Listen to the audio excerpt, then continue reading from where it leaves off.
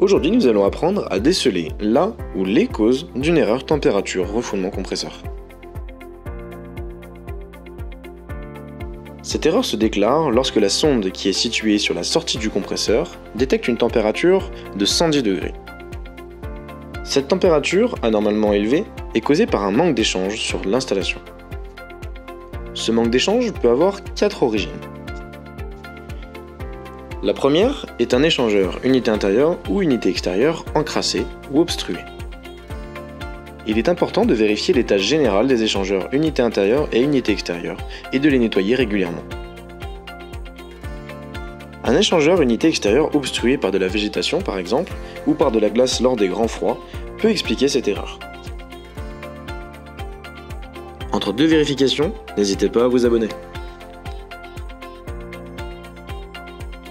Une autre cause possible est un mauvais fonctionnement de l'un des moteurs ventilateurs. Il est nécessaire de voir si les moteurs ventilateurs tournent de façon normale.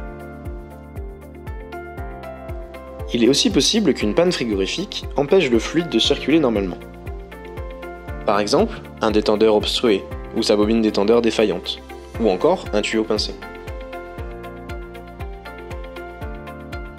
La dernière cause, et la plus courante, est le manque de charge. Autrement dit, le manque de réfrigérant, qui laisse présager une fuite.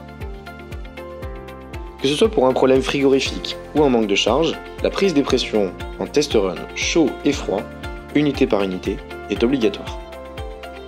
Pour ce faire, coupez le courant 5 minutes et relancez votre installation.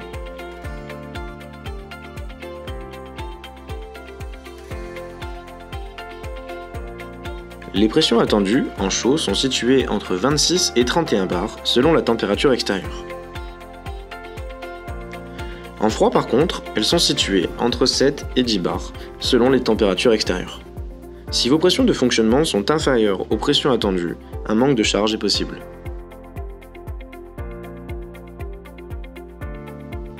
Si votre erreur température refoulement compresseur revient immédiatement après la remise sous tension, il est possible que votre sonde soit décalibrée.